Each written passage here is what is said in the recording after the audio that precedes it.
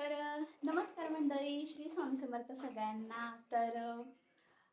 आज ना आमच्या सगळ्यांसाठी खूप जास्त म्हणजे खूप मोठा आनंदाचा दिवस आहे. म्हणजे स्वामींच्या कृपेने ना म्हणजे इतक्या वर्षांचं स्वप्न आज आमचं पूर्ण होणार आहे. ते म्हणजे आमची गाडी फायनली घरी येणार आहे. त्यासाठीच आम्ही आज सगळे जाणार आहे गाडी आणायला. आता 12 वाजलेत आणि घरचं सगळं काम वगैरे आवरलंय आमचं. आता फक्त आम्हाला तयार व्हायचं आहे आणि निघायचं आहे. पण त्याआधी पूजेची वगैरे म्हणजे तिथे गेल्यानंतर पूजा करायची आहे, तर त्यासाठीची मला तयारी करायची.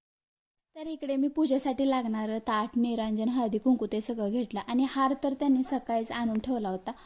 तर त्यानंतर मी आधी माझं आवरलं आणि हा झोपला होता म्हणून मग म्हटलं याचं नंतर आवरूया.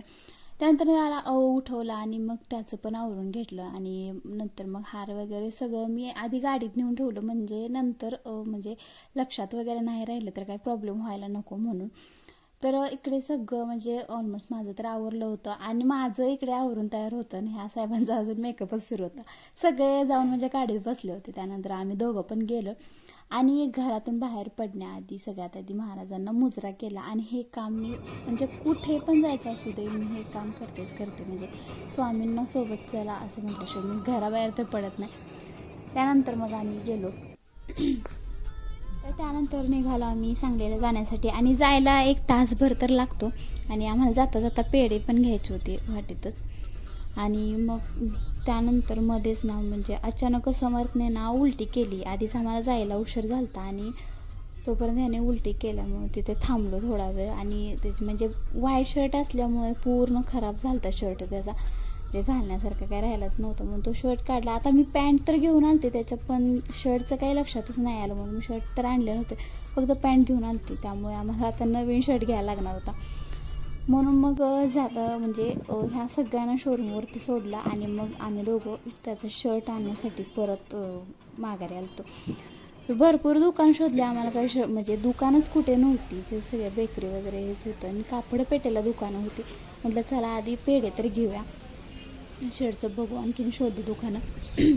तर शेवटी मग एक कपड्याचं दुकान कसं बसं सापडलं, त्यात मिळेल तो पहिला शर्ट घेतला आम्ही आणि तोच घातला, कारण इकडे सगळे शोरूमवरती वाट बघत होते, फोनवरती फोन सुरू होते सगळ्यांचे. त्यानंतर आलो आम्ही शोरूमवरती आणि इकडे भाऊजी म्हणजे माझे चुलत दीर प्रथमेश भाऊजी ते सुद्धा इथे पोहोचले होते. तर त्यांचं गाडी वगैरे म्हणजे बघणं सुरू होतं. त्यानंतर मग शोरूमकडून हा हार म्हणजे शोरूमवाल्यांनी हा हार गाडीला लावला. आम्ही सुद्धा येताना आणला होता, पण तो आम्ही नंतर घालणार होतो. आधी ह्यांचा हार लावला. हे वाईन शर्टवाले जे आहेत ना ते माझे सख्खे चुलत दीर आहेत. तर त्यांनी ना गाडी म्हणजे गाडीची पूर्ण प्रोसिजर कंप्लीट करण्यासाठी आम्हाला खूप जास्त मदत केली बरं का. इकडे मग आमच्या दोघांचं सुरू होतं. आम्ही तिघांनी ना आज मॅचिंग करायचं ठरवतं, म्हणजे वाईट असं, पण याची उलटी झाल्यामुळे सगळा आमचा प्लॅन फेल झाला. त्यानंतर मग इकडे भाऊजींनी गाडीला हार वगैरे घालून घेतला आणि हे साहेब तर आज त्यांच्याच म्हणजे जगात, त्याला कुठे पण आणि कुठे नवं असं झालं. त्यानंतर मग आम्ही गाडी रेल वगैरे केली सगळी आणि खरंच खूप छान वाटत होतं बरं का यावेळेस. आणि खरंच मी आज सगळ्यांना खूप मिस केलं, म्हणजे दीदीला ते सगळे असायला पाहिजे होते, खूप भारी वाटलं असतं आज. त्यानंतर मग पूजा वगैरे सगळं करून घेतलं मी. तसं म्हणजे आमचं म्हणजे व्हिडिओ कॉल वगैरे कॉन्टॅक्ट वगैरे सुरू होता, पण प्रत्यक्षात असणं आणि फोनवरती म्हणजे कॉन्टॅक्टमध्ये असणं ह्यात फरकच राहतो नाही का. तर नंतर मग ह्यांनी नारळ वगैरे फोडला.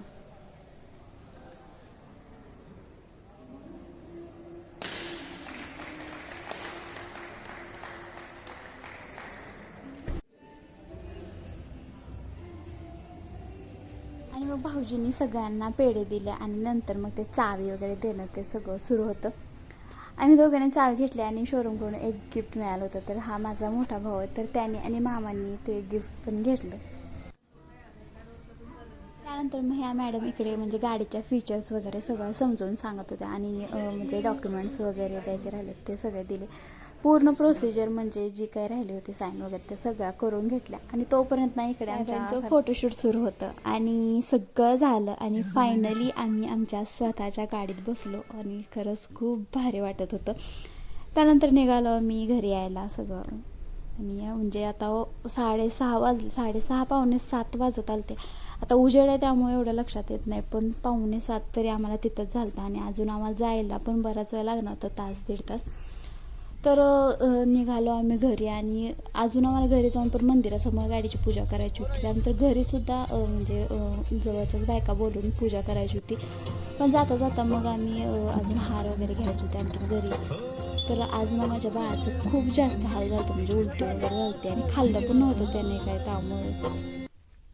तर मध्ये तासगावमध्ये आम्ही थांबलो, पेढे घेतले आणि हार पण घेतले मंदिरात देवासाठी. त्यानंतर घरी आलो, सगळ्यात आधी तर मंदिरासमोर गाडीची पूजा केली आणि नंतर घरी आलो. 10 वाजले होते म्हणून जास्त काही सगळ्यांना बोलवलं नाही, फक्त 5-6 म्हणजे 5 चुलत सासूबाईंना वगैरे बोलवलं आणि पूजा केली.